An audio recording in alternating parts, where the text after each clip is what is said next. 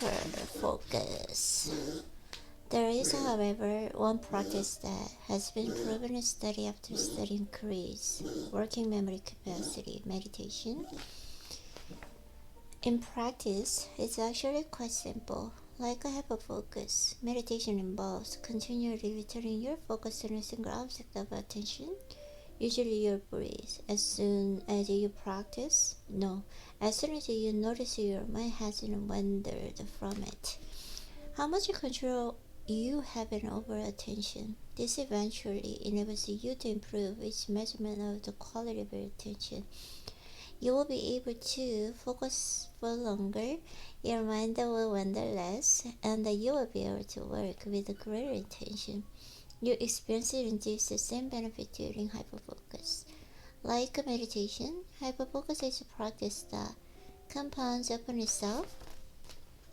The more you practice, the more you learn to manage your attention, and the longer you are able to focus next time around. Meditation is simple. Sit somewhere with your eyes closed and pay attention to your breath. It's natural to feel as if you are doing it wrong, especially at first, but don't overthink it. The effects of this simple practice are actually profound. One study discovered that when participants developed a meditation practice, not only did their minds wander less, but they could also focus for longer before that happened. Two measures of the quality of attention. The most validated technique for minimizing the disruptive effects of mind wandering. Notice the qualities of your breath and refocus on them whenever your mind wanders. I highly recommend using an app to get started. I like Headspace and Insight and Timer. When you practice being with your breath, you practice being with your life. But meditation is not the only tool in this toolkit. Practice mindfulness is another proven way to increase the size of your attentional space. It's similar to meditation, but a little less intimidating. Mindfulness is about becoming conscious of what is filling your mind and noticing the circumstances of the current moment. This includes noting anything you happen to be perceiving, feeling, or thinking. Mindfulness differs from hyperfocusing in one major respect. It's about focusing on the circumstances of the present rather than becoming immersed in them. A mindful shower is one in which you focus on sights, sounds, and sensations of present, which enables you to train your brain and better focus on what's in front of you. Anchor your attention to the circumstances of the present moment, noticing the smell, taste, and feeling of a cup of coffee. The moment that shifts in your body as you walk from the room in the office to another, or the temperature and sensation of taking a shower. You can set a timer or not, simply be with the circumstances and of the present moment, and then notice as much as you can about what you're seeing, hearing, and feeling. When you find yourself becoming lost in thought, bring your mind back to what you originally intended to focus on, and laugh at how difficult it can be to tame. Don't be hard on yourself when your mind wanders. Remember, your brain was built to do this. Here's the key: the smaller object of the attention, the more your mind will wander, but the more you will expand the size of your attention space as you focus on it. The more quickly you are able to get back on track after your mind ventures off and during the mindfulness or meditation session, the better you will become at focusing at work and at home. Practices like meditation and mindfulness are also powerful because they train you to practice and holding a single intention in your mind for a given period of time. During your meditation, you sit with an intention of being with your breath until your timer goes off. The same is true when you practice mindfulness until the coffee cup is empty for and half full, your shower is finished, or you're done walking to where you intend to go. You focus on what you're doing then and there. When you keep a single intention in mind, you will be able to live and work more intentionally for the rest of your day too. And because of both meditation and mindfulness increase the size of your attention space, both in the practices make you more likely to maintain intentions. As if these benefits were enough, meditation and mindfulness also help you step back from your thoughts. This makes it infinitely easier to check what's occupying your attention space. The more you notice and what you grasp in your attention, the more quickly you will be able to reflect into your attention. With enough awareness, you might even notice that your mind has wandered to somewhere productive and you want to continue that train of thoughts. Such as when you're seeking external stimulation or about to fall victim to seductive distraction. The research is clear. Mindfulness and meditation improve virtually every aspect of how you manage your attention. I tried doing the same during the extended 2-hour meditation practice the next day, and my has never wandered so much. With an observing attention that small, I wasn't surprised. The quality of attention is so integral to productivity that increasing it even slightly makes a remarkable difference in how much we accomplish. Even only a few minutes in a day will help immensely.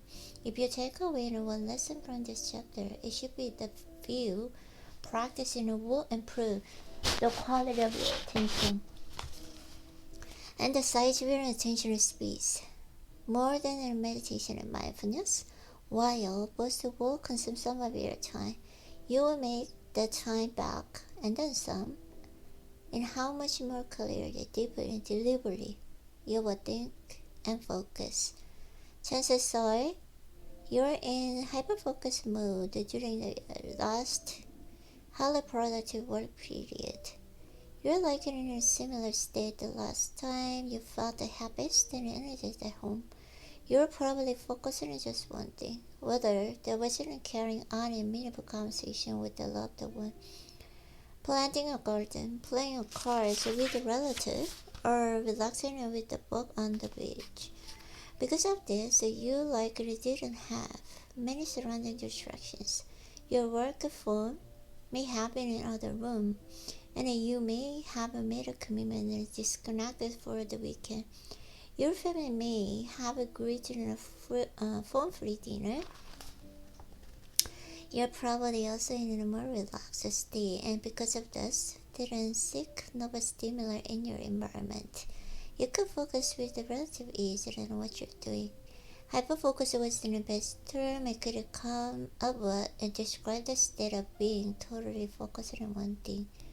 I like to do this by setting the personal daily intentions in addition to my daily work goals. Even if one happens to be binge watching a show in Netflix. One area I've noticed that particularly benefits from hyper-focus in a conversation. The secret to deep, meaningful conversation is simple. Bring your complete attention to the person you're speaking with. You can do this in many ways, such as by allowing someone to finish talking before you start, a simple but highly underutilized technique. I'm convinced that most people have a sixth sense and can tell when you truly pay attention to them. It's a remarkable thing when you're spending not just quality time with someone, but quality attention as well. Spending our time at home or purposefully also enables us to feel recharged, whether at work or home. The quality of attention determines the quality of life. At work, the more attention you give to what's in front of you, the more productive you become. At home, the more attention you devote to what's in front of you, the more meaningful your life becoming. Starting provides enough momentum to carry out your intentions. When you begin a new task, working on it for the least of the 1 minute, with a purpose and attention and the limited distractions are critical. Here are my 4 favorite strategies for battling in this initiate resistance. Minimize the amount of time you will dedicate to focusing on the task until you no longer feel mental resistance to it.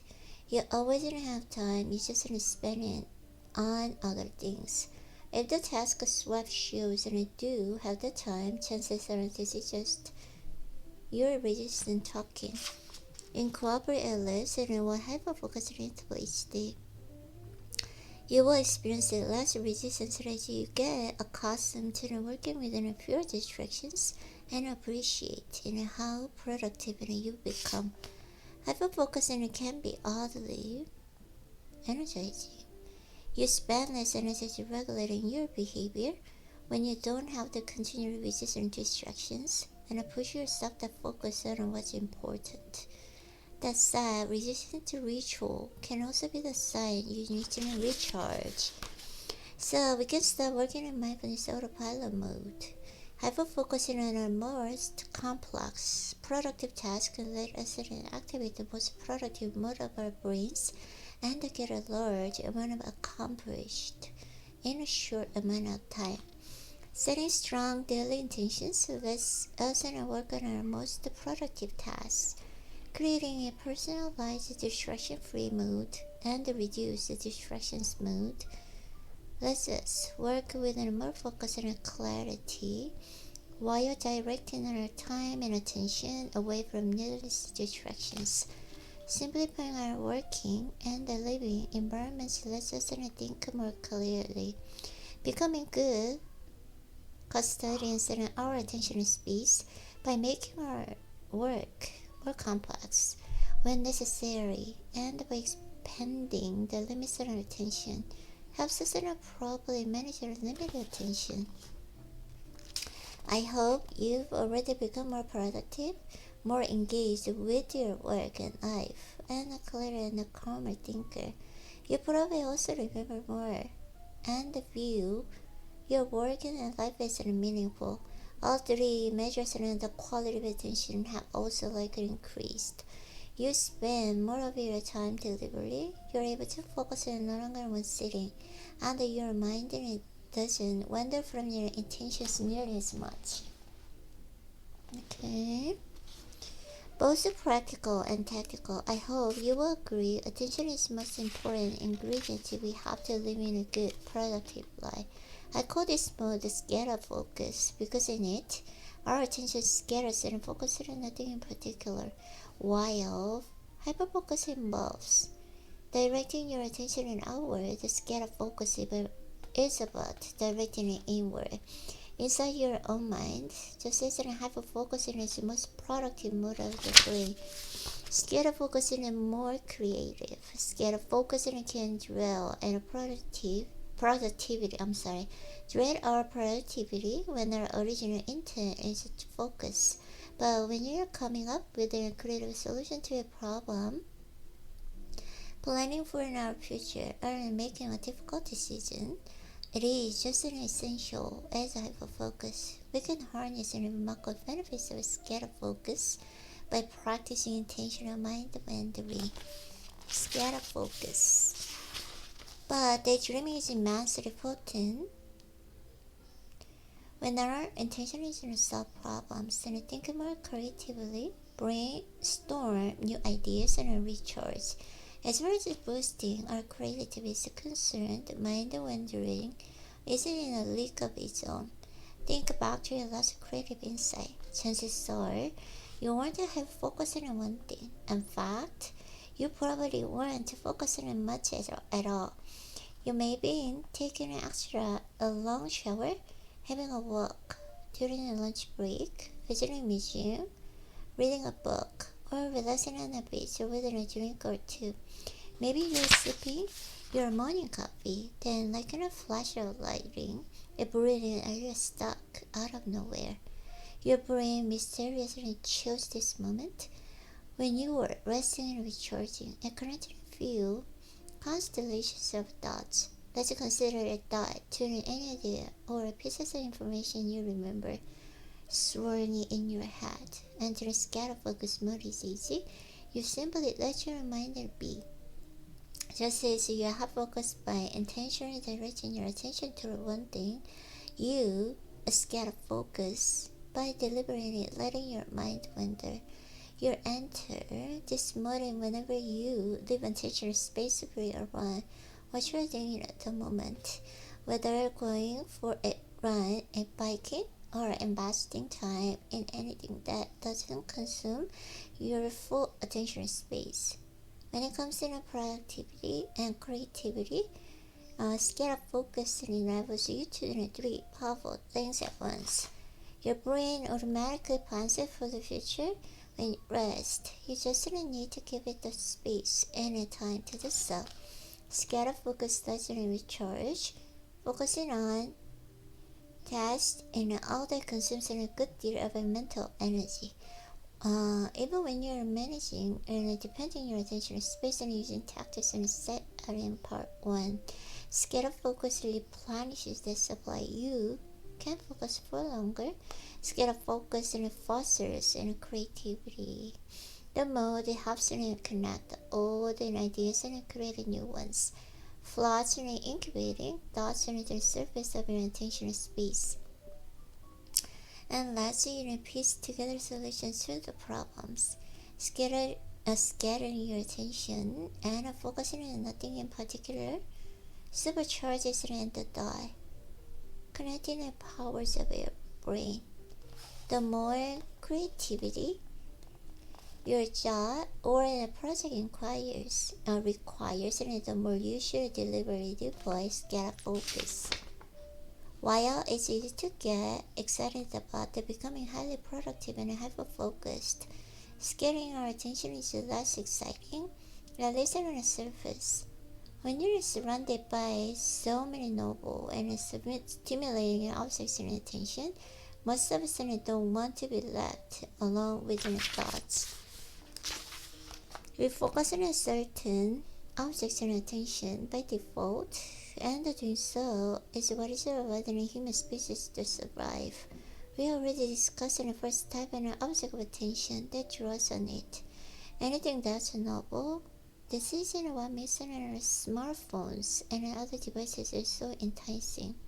While we find the lesson of a task, like writing a report, boring, regardless of how much it leads us to accomplish.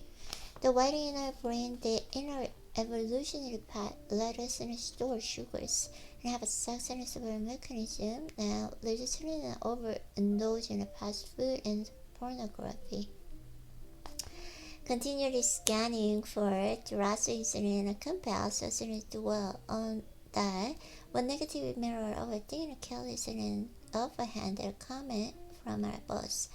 What once aided our chances and survival now sabotages our productivity and the creativity in modern world. It makes it the most urgent tasks and feel a lot more important than they actually are. Okay. It affords us an ability to plan for the future, learn from the past, and have daily dreams and find remarkable insights. It helps us search inwardly for solutions in external situations, whether we are solving a math problem or telling the server how we usually take on our eggs. Most remarkable skill focus enables us to step back from a life and a work and live more intentionally. Okay, that's good. Stop here. Okay.